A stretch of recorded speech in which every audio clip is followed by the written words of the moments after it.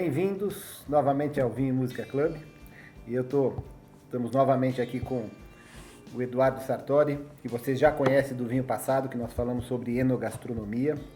E estamos aproveitando ele aqui, por ser um especialista em vinhos, um sommelier, como vocês já sabem, professor da ABS, presidente da ABS de Campinas. Mas hoje eu queria falar, Eduardo, sobre análise de vinho. Como que um sommelier, ou não vamos falar nem de sommelier, como que uma pessoa que curte vinho, que gosta, deve analisar o vinho. Para um leigo, uma pessoa que está entrando no mundo do vinho agora, eles acham muito estranho a pessoa estar analisando o vinho e sentir cheiros de charuto, de goiabas, de várias coisas, porque eles falam, pô, mas tem tudo isso aí dentro? Então eu queria que você explicasse. Nós escolhemos um vinho aqui, um primitivo de Puglia. Olha, para você analisar um vinho, evidentemente você tem diversas vertentes, diversas escolas, né? Cada um tem um protocolo para seguir. Nós seguimos um protocolo internacional e esse protocolo foi recém-atualizado o ano passado. Então, qualquer campeonato mundial que um sommelier vá, é o linguajar que se fala. Um sábio professor meu que sempre falava assim: quando você vai descrever um vinho, você imagina que você está no telefone conversando com um chinês, por exemplo, do outro lado do mundo. Então ele precisa saber o que você está vendo, o que você está sentindo, etc. As pessoas cometem o erro de descrever o vinho e não começam nem pelo básico, que é a cor, né? Se é tinto ou se é branco, por exemplo. Então é como se você estivesse falando por alguém no telefone: olha, vou descrever o vinho para você porque você não está vendo, você não está aqui. Obviamente, antes de colocar o vinho na taça, a gente sempre analisa a taça, se tem aroma, algum aroma de ovo podre, algum aroma de poeira, de estante, porque isso pode atrapalhar o teu vinho. Então, isso aqui é um vinho tinto, é a primeira coisa. A gente difere se é um tinto, se é um branco, se é um rosé. É um vinho tinto. Próximo passo, nós descrevemos aqui que é um vinho tranquilo. Por que tranquilo? Porque ele não é que ele está nervoso, porque ele não tem espumatização. Ele não é um frisante, ele não é espumante, ele não tem desprendimento de gás carbônico. Próximo passo, a gente sempre analisa sobre um fundo branco, inclinando a taça a 45 graus. Você joga contra a luz, você não vê nenhuma partícula em suspensão. Então é um vinho límpido, brilhante, ele reflete bem a luz, ele tem uma semi-transparência. Você coloca o dedo no fundo da taça, você enxerga parcialmente o teu dedo. Então é um vinho tinto, tranquilo, límpido, brilhante, semi-transparência com uma certa opacidade. O próximo passo é você ver a cor do vinho. Qual a coloração desse vinho? Isso é um vinho vermelho, pode ser tonalidade carmim, pode ser qualquer outra tonalidade, mas é um vermelho com uma tonalidade rubi. Aqui na minha taça, você não enxerga uma diferença de tonalidade do centro da taça para o bordo da taça. Tá, vi a cor. Agora eu vou analisar as lágrimas, tá? Então eu vou girar a taça, as lágrimas devem se formar, que são indicativos da quantidade do álcool do vinho. Vamos ver se forma, Evandro, aqui. Às vezes demora um pouquinho para formar. Na sua já estou vendo. Já está começando a formar, né? Então se é um vinho que tem as lágrimas, são finas e são numerosas, o que indica uma quantidade relevante de álcool que tem no vinho, tá? Quanto mais finas as lágrimas e mais numerosas, sinal que tem mais álcool no vinho, tá? Quando as lágrimas descem mais devagarzinho, mais lento, é sinal que o vinho pode ter açúcar.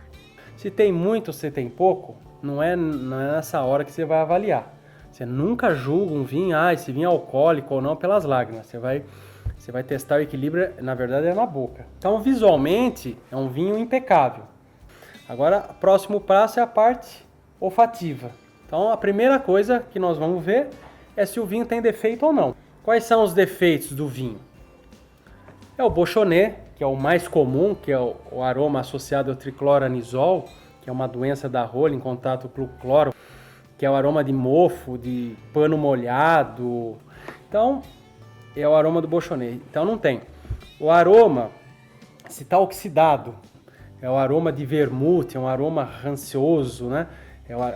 Aquele vermute que você não vê a fruta, né? Só vê um aroma oxidativo. Outra coisa, aroma de entranilato de metila, que é o aroma de suco de uva. O vinho não pode ter aroma de suco de uva de hipótese nenhuma. Então, se tiver, você já descarta a degustação, porque é sinal que foi feito com uvas americanas, Isabel, Niagara, não foi feito com uvas vitis viníferas. Tá? Não pode ter aroma de suco de uva, não pode ter mofo, não pode ter aroma oxidativo.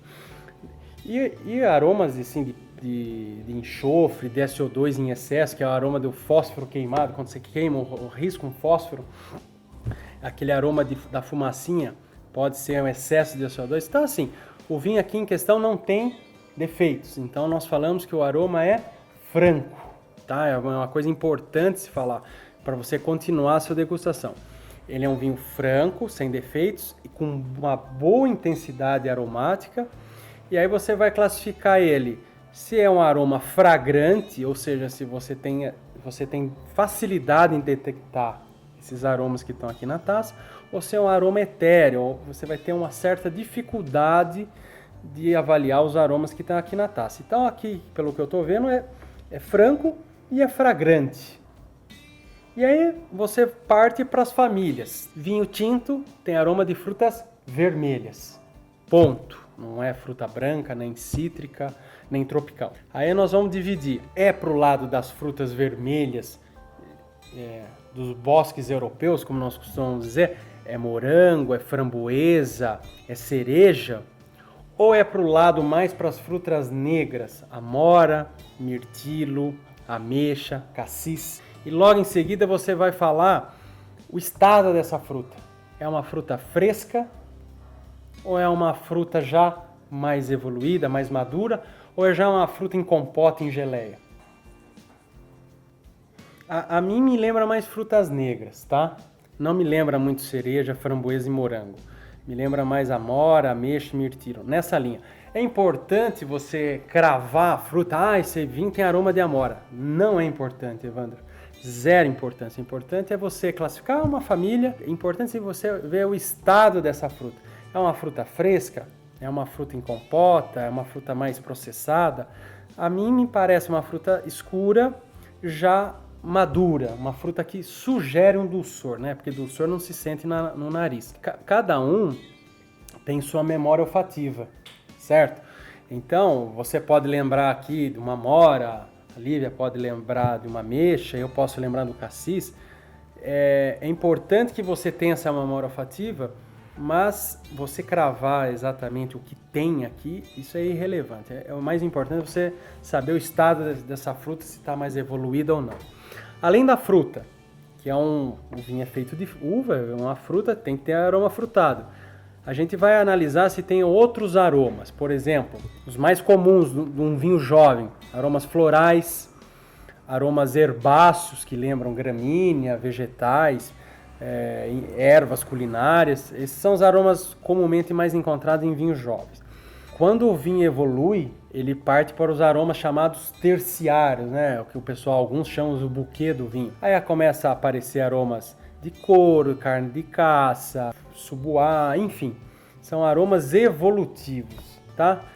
A maioria, o que nós vamos presenciar são vinhos mais jovens, é fruta, flor, aromas herbáceos e ervas, e também, que eu esqueci de comentar, os aromas empireumáticos, ou seja, aromas que o vinho, quando passa pela barrica de carvalho, com a barrica ela é tostada por dentro, ela é tostada, ela cria no vinho aromas de café, torrefação, baunilha, depende do carvalho. Então são chamados aromas empireumáticos. São esses mais comuns, fruta, empireumáticos, flor e herbáceos.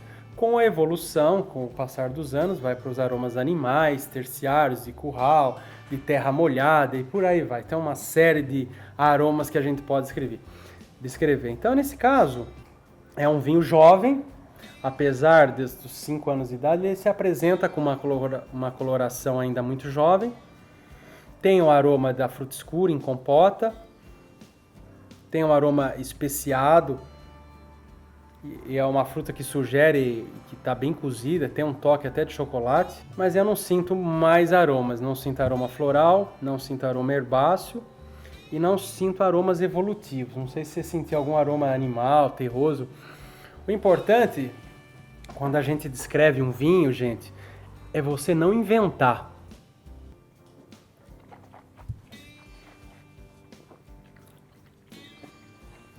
Aí começa seco ou doce, é a primeira pergunta que a gente faz. O vinho é seco ou se ele é doce? Nesse caso, ele não é totalmente seco.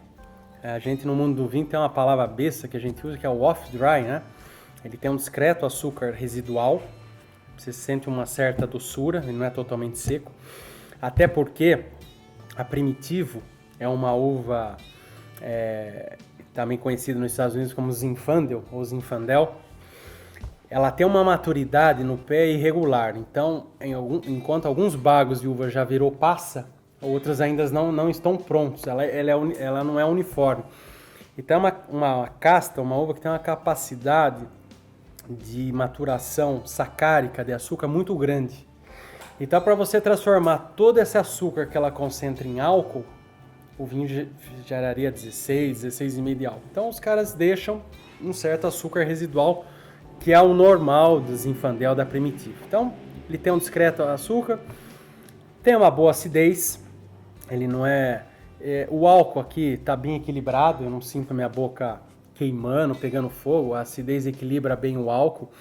Estamos falando de 13,5, mas o número é irrelevante, pode ter 11, 14, 15, o importante é o equilíbrio acidez e álcool. Então, ele tem um discreto açúcar residual, tem uma boa acidez, eu sinto minha boca uma boa salivação, não sinto o vinho esquentar muito na boca e eu não sinto amargor. Isso é uma coisa importantíssima, não sentir amargor num vinho tinto, que o amargor é um sinal que o tanino a uva foi mal colhida, foi colhida enologicamente errada, né? Ou durante o processo de vinificação houve algum distúrbio, mas o tanino, você não tendo amargor na boca, é um sinal que o tanino está maduro, pelo menos. Depois você vai avaliar o corpo desse vinho, então se é um vinho leve, médio ou um vinho encorpado. Isso eu acho que não tem muita dúvida, é a sensação de peso que esse vinho tem na boca. Cada líquido tem o seu peso na boca, então é muito fácil você tem que calibrar isso com o tempo para você saber se um vinho é leve, médio ou encorpado. Então esse aqui é um vinho de corpo médio, ele na boca, depois que se deglute ou cospe, ele tem uma persistência também média, como 90% dos vinhos tem uma persistência média, você pode contar em segundos. É a persistência aromática que esse vinho fica na boca em torno de 6, 7 segundos. E aí você avalia o tanino. Aí você vai falar se ele é abundante, tem muito tanino, pouco tanino e a qualidade desse tanino. Então o tanino, para quem não sabe, é aquele polifenol, aquela substância que causa astringência, aquele amarrar a boca, que nem morder um caju, né? Ele está presente, mas é de boa qualidade, ele não te gerou amargor e é um tanino que está bem macio, ele tem uma granulação pequena, uma granulação fina, é um tanino agradável, então a gente fala que esse vinho está macio. Então é um vinho muito bem feito, com o estereótipo, com a tipicidade da Primitivo, que justamente tem essas características. É um vinho de 2013, mas ele está relativamente ainda, com seus 5 anos ainda está bastante jovem. E aí você pode indicar aí as diretrizes enogastronômicas para ele.